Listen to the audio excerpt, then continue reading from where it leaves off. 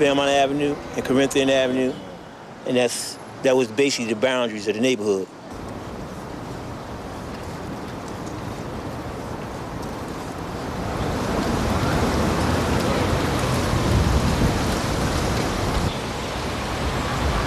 William Penn, he had put a grape vineyard back here on Vineyard Street in Guinea Dew, and the war kicked in and destroyed, so they made it a community. If the trees could talk, it'd tell you a whole lot of stories. Although the city and whoever else called it Francisville, the people that live within the neighborhood called the Moroccos. There was a social club of foreign merchant marines that had a club called Moroccans. And from that club, the name was taken, and then they called themselves Moroccos. Votes right here. 70, Ronnie. By no mistake issue, Moroccos was a gang. It was a gang, yeah. Okay, and we rule our neighborhood through our trying to be men in protecting what we consider as the boundaries of our territory. Yeah. That's what makes it so great. Right. That means you got lost, in here. See, that's what the whole. If you get lost, you ain't no right being up here. Right You there. mean Pig Alley? Back road. That's Pig Alley, man. We used to call it the back road. You can go in this alley and come out anywhere in this section. Poplar Street? Yeah, Poplar Street. This was the Northern Frontier. That was one of the original Bell Telephone Company switchboards. So they used to have, they used to have the telephone operators in there. You know, when you made a phone call and they had to connect you. This is Lap's Chicken Store. Lap's Chicken Store here. And see this place right there? We used to rent horse and buggy. That was the stable. The church was the stable.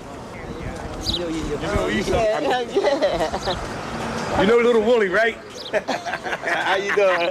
Families that made up the neighborhood came from Yuba Street, like Henry family, Solly family, like her. She's the elder in the family, but basically the Reddy family, the Hankey family, they were some of the pillars from the neighborhood. Francisville has always been Francisville. The playground, the swimming pool, which is much, much better than when I was coming up. David Neal. David Neal, how do you say Neal? N-E-A-L. N-E-A-L. Right. How long have you lived in the neighborhood? All my life. All your life? All my life, yeah. 69 years. We have a lot of neighbors around here that's still here, you know, that hung into it, you know, that's still here. That's the main thing, you know. You can still see people and say, hey, how you doing? How are you? What are you doing over there, man?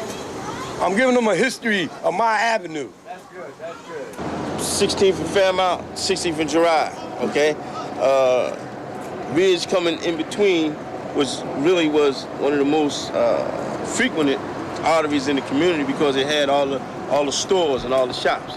See, Ridge Avenue was like a mall. We had it, everything. Little individual stores that we had specialty stores. Fruit stand. You wanted fruit, fresh fruit, you go to Ridge Avenue.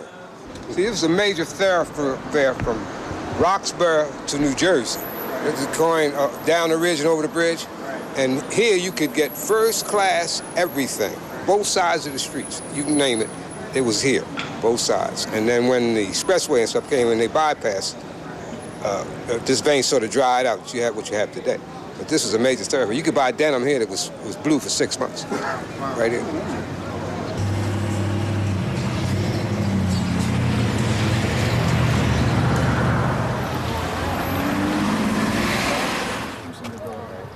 And this way we came to get our hoagies, steaks, cheeseburgers, any kind of sandwich we wanted was made in this place here. The original meatball sandwich. Original meatball sandwich. Only black-owned business I remember on Ridge Avenue, and that was in the late 60s. The barbershop. Legal. Yeah. And Mr. Bill. Mr. Bill. Bill Barbershop. And Mr. Bill down there. Well, Miss Carrie came here in the late 60s. What's down there? We see where that Pepsi sign at? Miss Carolyn came here in about 67, 68, and she owned it at Chicken. We called it the Chicken Shack. Right. What was the name of it? The big jazz club that was right there. Blue Note was it? The Blue Note. The Blue Note, right. Blue Okay. Note. That was where Coltrane Mike. Yeah. and Gillespie and them used to play.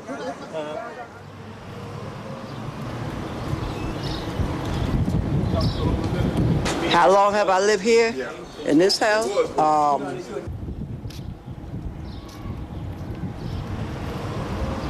Even the guys that wasn't participants in the gang, the guys and girls that wanted to go to school and learn, we made sure they got to school.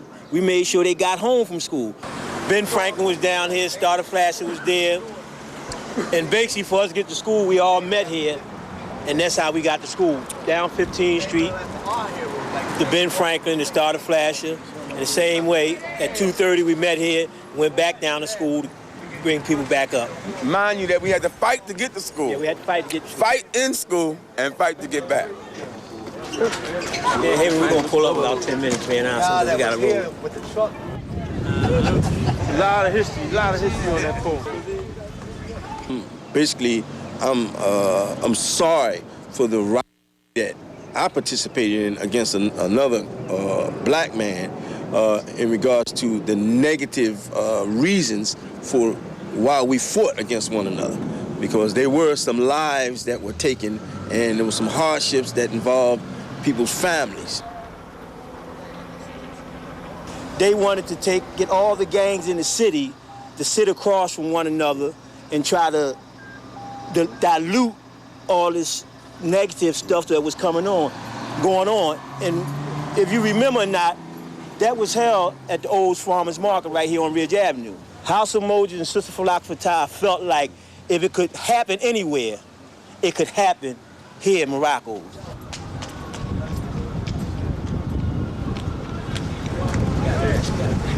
Keep walking towards the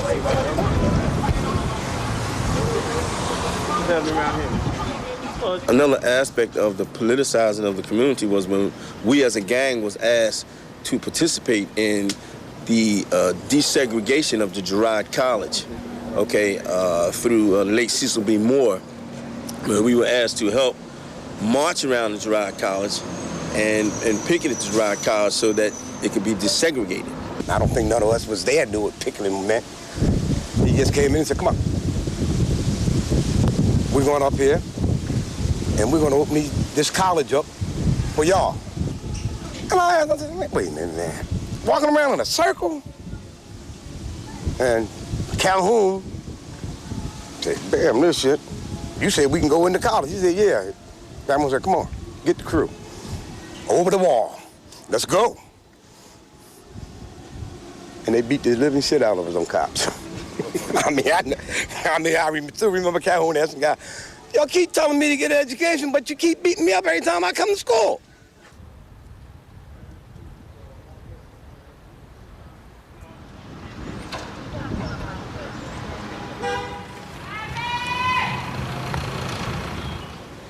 I was born and raised in North Philadelphia.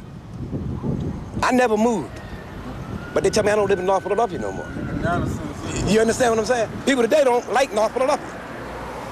I love it. I love it.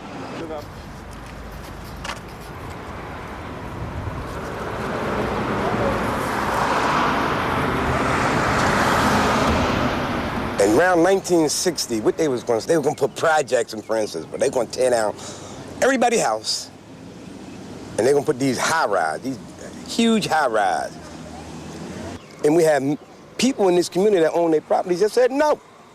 You have to remember, this is an African-American neighborhood that is 6 blocks away from Center City. We have the best transportation facilities in this neighborhood. I mean, you can walk 2 blocks, you got that subway. That is the threat. The threat is where it's situated. They have tried urban renewal, blight removal. They have tried everything and could not get us out of here. People live here. They bought these homes and upgrade them. They always upgrade them. These houses are owned, paid for, lock, stock, and barrel. We owners.